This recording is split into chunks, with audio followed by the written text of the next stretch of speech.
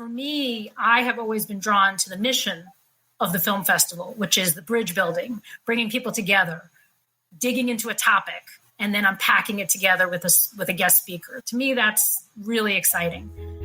You're with The Capitalist Sage, a twice-a-month podcast that seeks out entrepreneurs and experts that speak to the real-world life of doing business for their sage advice. Now, with your hosts, Karl Barham and Rico Figliolini. Welcome to The Capitalist Sage podcast. We're here to bring you advice and tips from seasoned pros and experts to help you improve your business. I'm Karl Barham with Transworld Business Advisors, and my co-host is Rico Figliolini with Mighty Rockets Digital Marketing and the publisher of the Petrie Corner magazine. Hey, Rico, how are you doing? Good, Karl. How are you? I'm doing well. Well, I am excited. This is one of my favorite times of years, film festival time. And today we are going to have a great discussion with Sari Earl, the vice president of the Atlanta Jewish Film Festival Board. And we're going to talk about some of the exciting things that's coming this year to Atlanta and the film festival. So I look forward to having that chat. Good to have you Thanks for having me, Karl. Thanks, Rico. I really appreciate you having me. You have a great show, and I'm glad to be here. Sure. Awesome. Why don't we introduce our sponsor before we get into our conversation with Sari today? Sure. Our sponsor is Hargrave Fiber. They've been a sponsor of both Petrie Corners magazine and for the family podcast that we do. And this year they introduced the Hargrave Economic Stimulus Plan. Just like the federal government has one, Hargrave has one. They're an internet cable company that provides fiber optic, fast internet connection, and business solutions for not only small businesses, but enterprise-sized businesses. So their economic stimulus plan, real simple. It's 1 year free of business internet and phone service for those that qualify. So check them out. They're at hargrave.com/business/economic-stimulus. And find that website, check them, look at what they're doing. They're here in Petrie Corners. They're all over the Southeast. They're not like the cable guy. They're really committed to the communities that they're in. So check them out, Hargrave Fiber. There isn't a business today that should not have great internet speed, making sure that their fiber optics is working and they're able to communicate, whether they're working from home or they want to keep that speed up at their place of work. So I'm really grateful to Hargrave Fiber for all they're doing in the community and helping businesses with this great stimulus package. Absolutely. Good. So today, I just also want to say one other thing. We are a sponsor of the Atlanta Jewish Film Festival with the Petrie Corners magazine, the latest issue that came out. So I just want to let everyone know that. And I'll tell them how great the website is when we get to it. But it's a great film festival, so I'm excited to have Sari on. Well, today's guest, Sari Earl, is the vice president of the Atlanta Jewish Film Festival Board. And for years, they've been bringing great films to the Metro Atlanta and beyond community.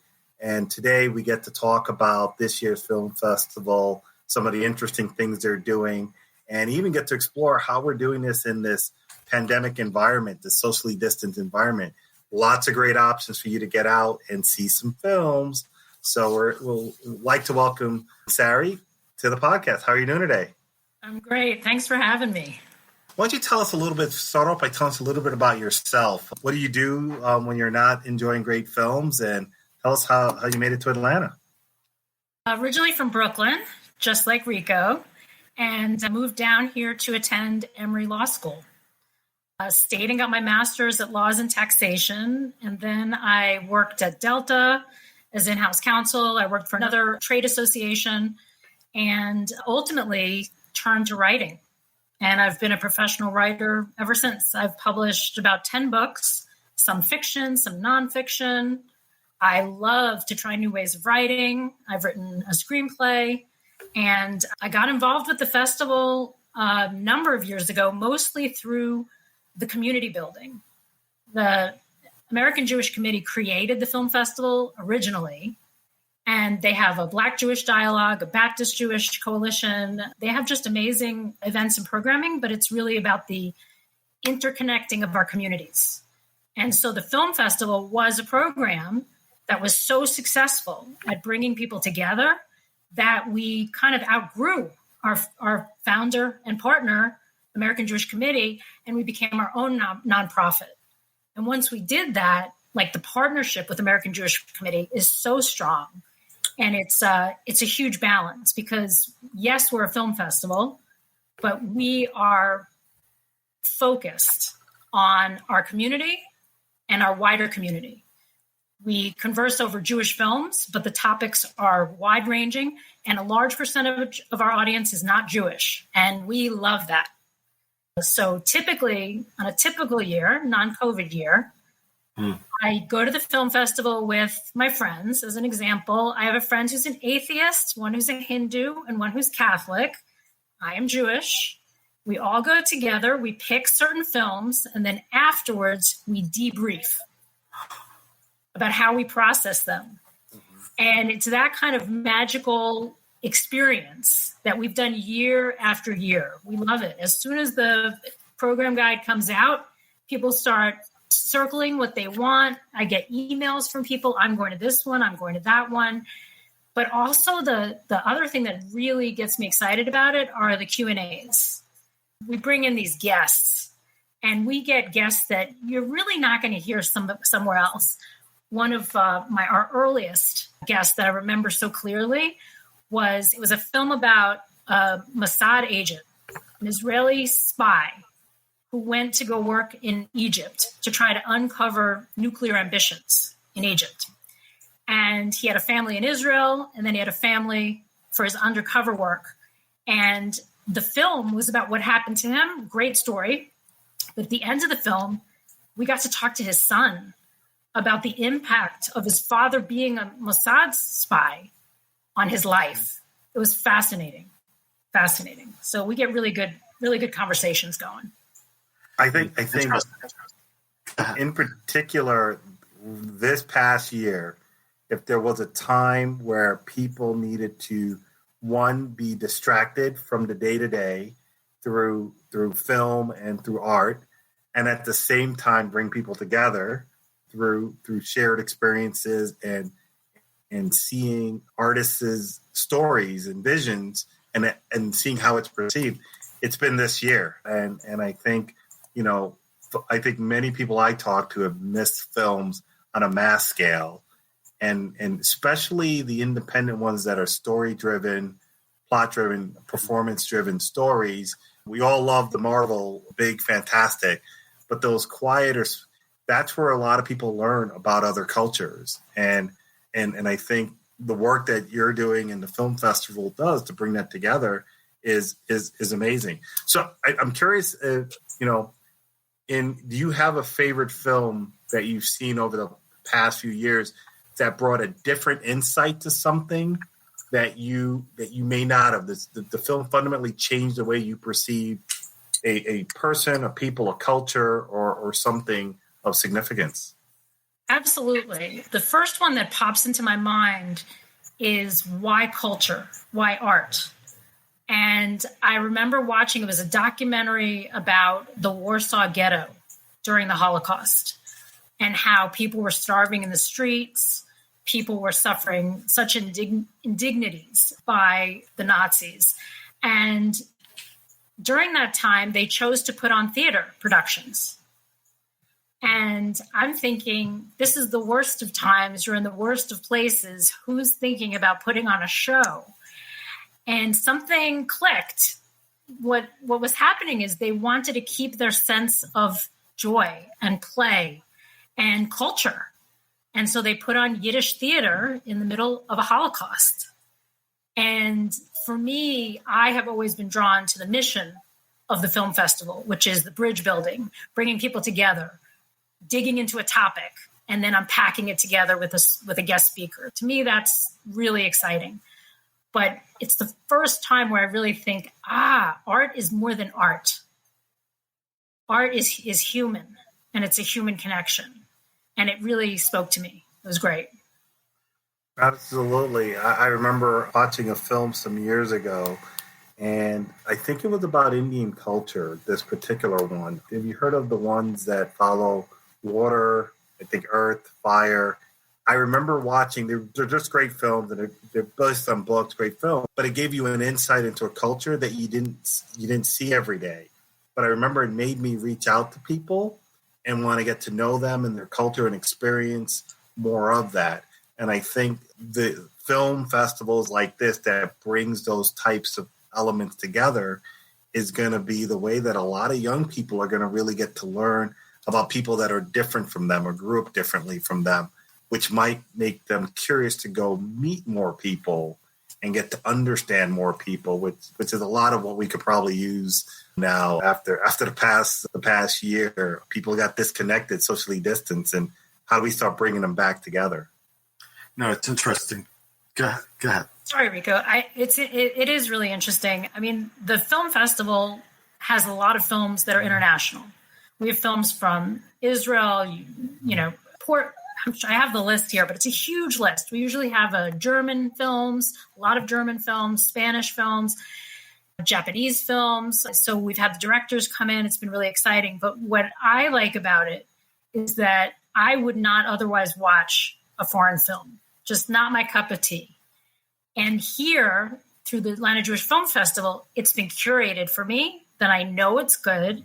I know it's interesting. I know it's something where I'm going to learn something about another culture, and I love it. So during the film festival, I'm watching international films, and you're right, Karl. It makes me feel more connected and understand these other countries and the people living in them so much better. And I don't know that I would do that otherwise.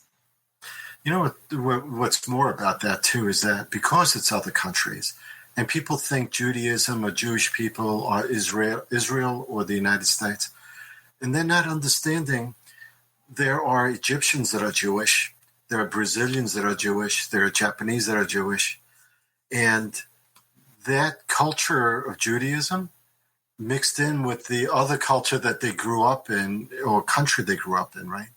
Just makes it so much different. It adds so much to that fabric of what's going on in their life. Because they might be Japanese, but they're also celebrating Judaism in that country, right? That's interesting point. There's a film this year in the film festival, which I'm really excited about. I'm going to try to see if I can find the page in this beautiful program guide that we love. It's our Bible for the festival. It's called They Ain't Ready for Me. And it is about an African-American rabbinic student, right, who decides to help save the people of Chicago's South Side. I mean, it looked so exciting. Mm-hmm. And the fact that's something else that's been really interesting is learning more about not everybody's just one thing, one color, one culture, one country. We're all, a mix of everything, and to explore all the different corners of how different people can intersect those different identities is really fun and opens us up. I noticed how you circled within that directory of your movie. I've done the same thing, but then I've gone to the website, which, by the way, I got to give you props for. That website is phenomenal. Okay, it's easy. You can register for the movies. You register yourself. You register for the movies you want to see. You can go back and check the times and stuff. And as you're looking at the videos, and actually you can look at trailers on the site too, or description. It's rare that you see a website work so well to be able to keep you informed in the ease of use, so it's intuitive. You don't see that even on corporate websites that probably spend a lot of money. So on a nonprofit site, I'm just totally impressed. So I just got to tell you that. Thank you. I have to give kudos to the staff. Kenny Blank is a phenomenal leader. The staff is amazing. They've worked so hard on the ease of use. And I was also impressed, everything's new this year. So going virtual, we're on Apple TV, we're on Roku. You can find us. You can find us. All of our Q&As are going to be posted on YouTube, so you don't even have to buy tickets to the film, and yet you can access those amazing question and answers where we have these phenomenal people talking about their films and their journeys, and we're really trying to make it as accessible as possible. And I got to tell you, the staff really has outdone themselves. And as a former film production major when I was in school, and I used to publish a fanzine back in Brooklyn 4 movies. I went to the Star Wars premiere and sat next to Rex Reed, who was wondering who these kids were. I was with my siblings reviewing the movie for the fanzine, just to be able to see the Q&A part and understand how that movie was made, where people think, oh, that's easy, or they have a predetermined way that it was done or something, and you realize, wow, that was an accident. That happened on set. That was just improv when it looked like it was organic or something. Those are the sweet spots of seeing how a movie's made. Today, they have all those extras on films. If you go on Netflix, you'll be able to see extras, director's cut, director's comments, and so on. Well, 20 years ago, they didn't have those things. And if you went to a film festival, you get to hear some of those insights, those questions. Was that luck or was that planned? And how did they think through making the film? Which I'm pretty sure that those folks ended up being this generation of filmmakers. And so for young kids out there right now and their families, if they enjoy film, going on that website and I think circle the films that you want to take a look at and sign up, get tickets, and enjoy it with your family. Make it a family experience and listen to the Q&A and then have that discussion with your family about what you interpreted from the film, whether it's the technical, how it was made, or maybe it was the story of the plot or questions. That's a great COVID socially distant activity to do with the family that, in years past, you may not have been able to do as easily if you had to go out. But I got a couple of kind of... Before we leave this topic, it's a really good point. The things that are made easier by going virtual, in the past, you had to be in your seat for the 7:00 showing and then wait afterwards for the setup to have the guests. This year, it's seamless. And you have a window. So the film festival is February 17th to February 28th. And during that time period, tickets are on sale now at AJFF.org, which is, thank you for complimenting our website. That was great. But you have a window now. So you don't have to watch it at a certain time at night. You might be a morning person. You might want to watch it while you're working out. You might want to watch it, with other people, as you were saying, Karl. So there's a window within which you can now screen it. And that really opens it up, and then the Q&As will be there for you. And not only that, you can watch more than what you may have done before. So last year, before COVID, maybe you got to 3 of these movies. Maybe you did the midnight show, which I'm going to watch that midnight horror movie, right? The Vigil. Vigils, yeah. That's going to be cool. I'm going to watch that at midnight because that's the time to watch it. But this time I can watch a half a dozen or a dozen if I want. I mean, it's so different than before. It's probably opening it up to a wider audience than could otherwise have made the festival. And that was actually where I was going to ask of the things that have changed because of COVID. What are some of the things that just, maybe might have surprised the team and or blessings that, things that you'd like to figure out how to incorporate and keep around even beyond this period that everyone's socially distanced? It's a great question. So when everything first hit, the real conundrum was, do we hibernate or do we innovate? And we went with innovate. So we spent a lot of time searching web platforms, figuring out what a virtual film festival would look like, going to drive-ins, which was really fun. We got to test different drive-ins. And for the first time ever, we're having drive-ins at the Atlanta Jewish Film Festival. They're going to be at the Mercedes-Benz Stadium in the Home Depot backyard. And we're going to have 3 films, Shiva Baby, Spaceballs. We always bring back some great films that we love, and Little Shop of Horrors. And we're having food trucks. We're having a donut truck. We're having giveaway bags. I mean, we're trying to really bring the festival and the festivity into this experience. So that's definitely something different that I really had fun with. But there's something else that happened that we realized during COVID. First, we have hundreds of volunteers, and they really wanted us to stay on track. They wanted us to keep our schedule. They wanted to keep working in the film evaluation and get the films curated for this upcoming festival. And doing all of our meetings on Zoom, we not only became more accessible to new volunteers who otherwise couldn't have gotten into our building, I never want to lose that voice at the table, someone who maybe had an accessibility issue or some kind of an issue that made it so that they could not be there in person. Now they can participate. I never want to lose those voices, those people who are fresh to the table and let us see things from a different point of view. We've had a number of new volunteers come on who otherwise never could have been able to attend and participate, and I don't want that to ever go away. It's been phenomenal. The other thing that we did is we took our entire collection of every film that we've shown at the film festivals in years past, and we uploaded it onto a platform on the internet. It's at AJFF.recommends, AJFF.org recommends. Brand new website. I'm particularly excited for the educational pieces. We have a lot of school partners, great schools that are exposing their students to, like you said, Karl, these different viewpoints, different countries, different cultures, and then want to unpack it.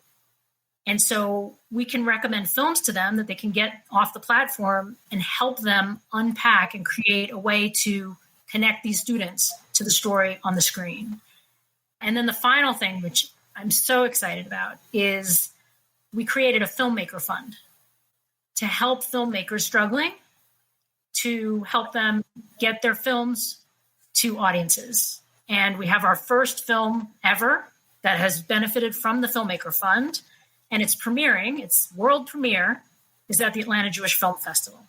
And it's about the city of Atlanta. It's called The City Too Busy to Hate.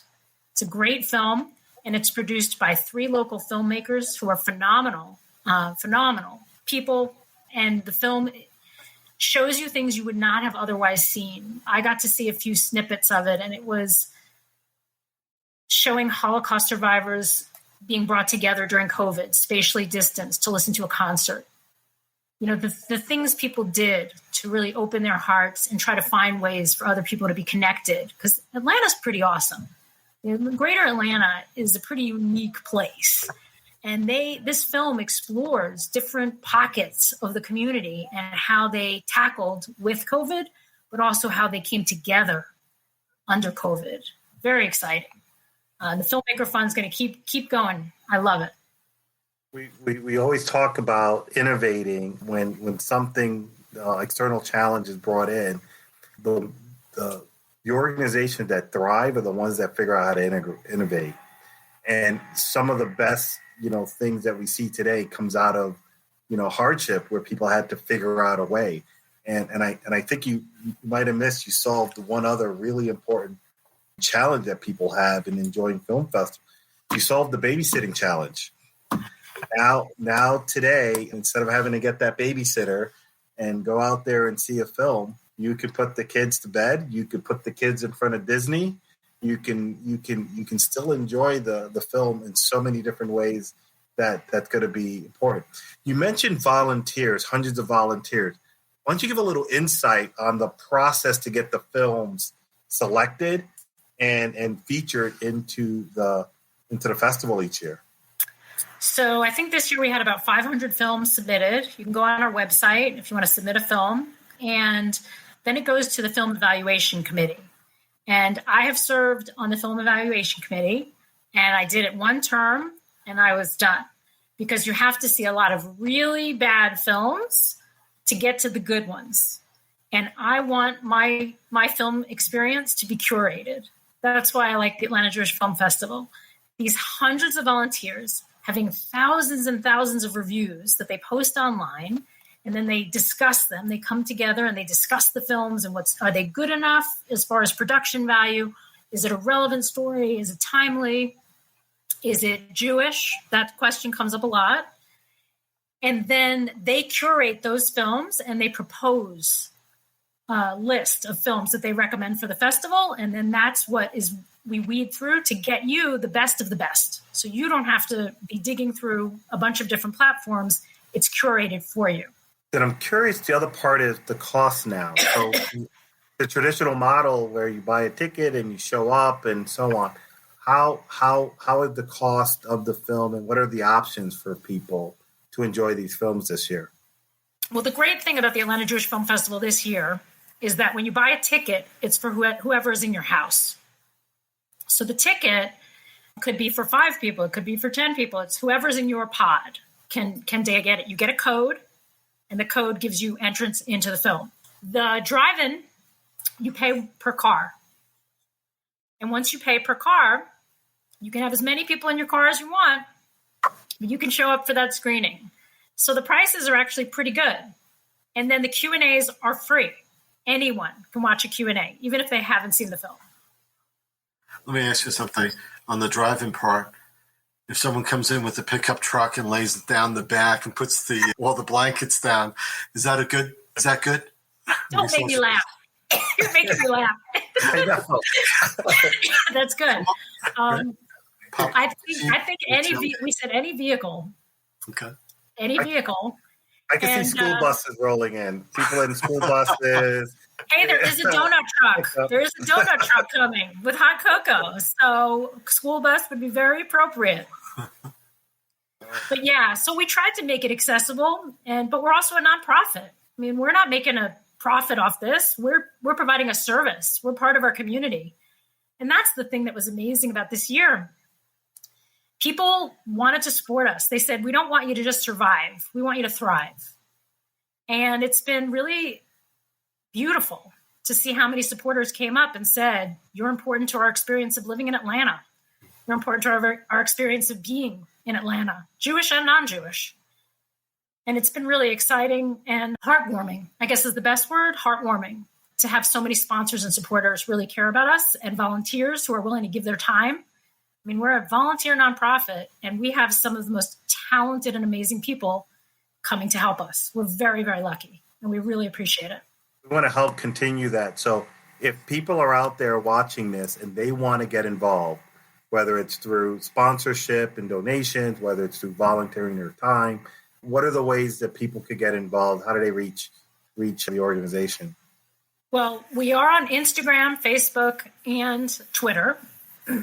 AJFF Atlanta is our hashtag, AJFF Atlanta, so Atlanta Jewish Films. But more importantly, I would go to the website. We have one of our best committees is called Community Engagement, and it brings a cross-section of people, different religions, different races, different identities, different socioeconomic backgrounds, and we come together to talk movies and how to bring people to films. I love that committee. Highly recommend it. We have a guest programming committee also that's really fun. A lot of celebrities, because we pick who gets to introduce films, who gets to do the Q&As. So I would go to our website and check it out. Please volunteer, ajff.org. Oh, that's fabulous. Well, I mean, we could talk about films forever. Are there any that you have on your watch list for folks that are new you might suggest that they take a look at? Give me 1 or 2 recommendations that I can put on. Okay. All right. So we have some phenomenal guests. If you guys seen the show Unorthodox on Netflix, Yes. the actress who starred in it is brilliant. And we have got her attending our festival and speaking to us. She's starring in a film called Asia.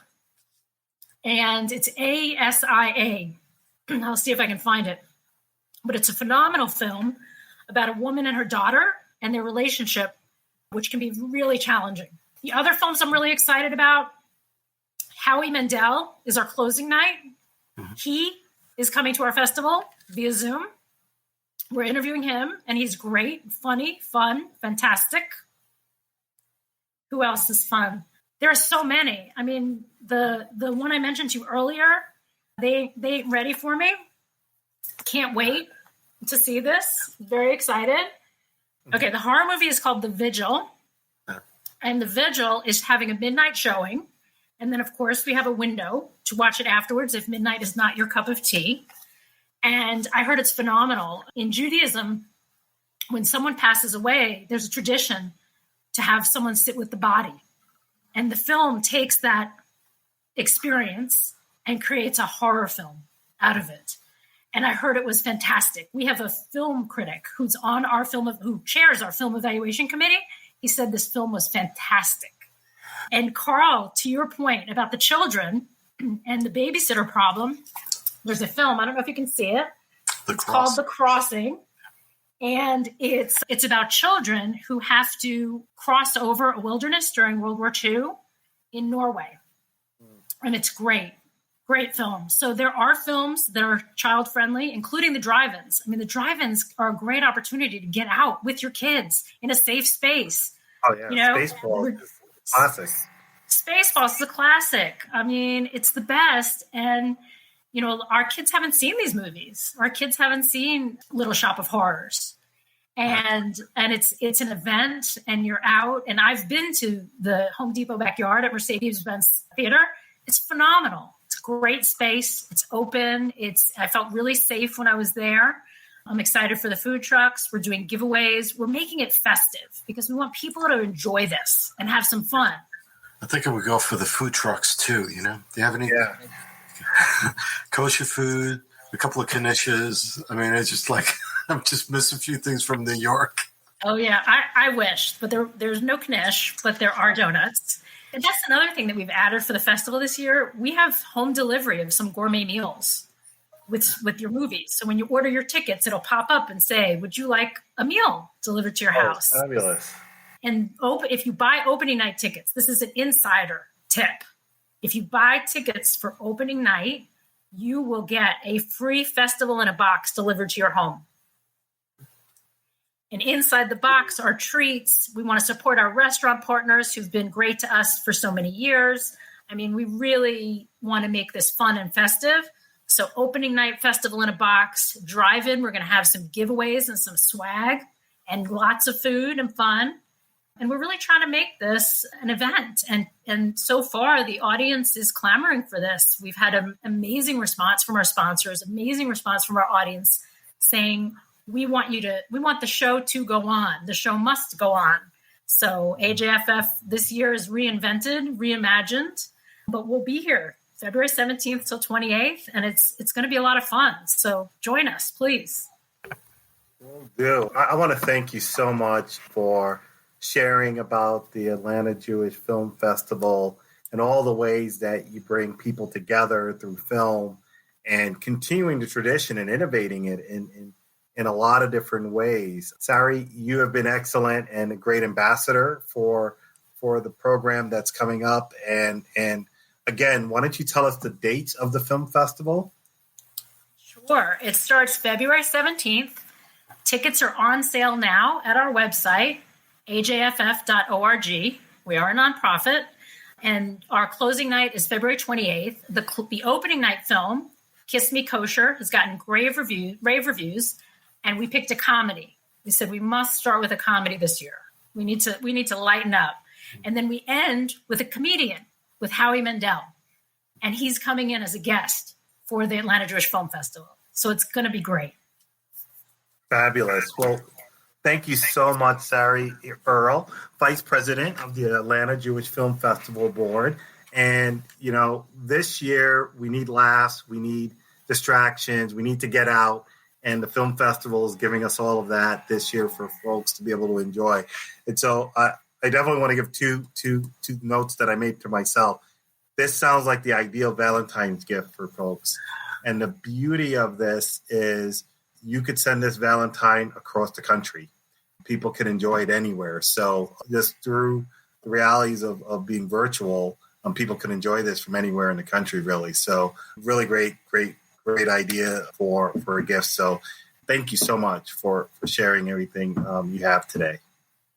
Thanks for having me. Some of the films, just so you know, are geo-blocked. So they're only available in Georgia. A lot of the films are available anywhere in the United States of America. So you just have to go to the website and check it out. But there are plenty of films. And like I said, they've been curated. Like someone else, hundreds of times, have viewed this to make sure it was good and worth my time. So it's worth checking out.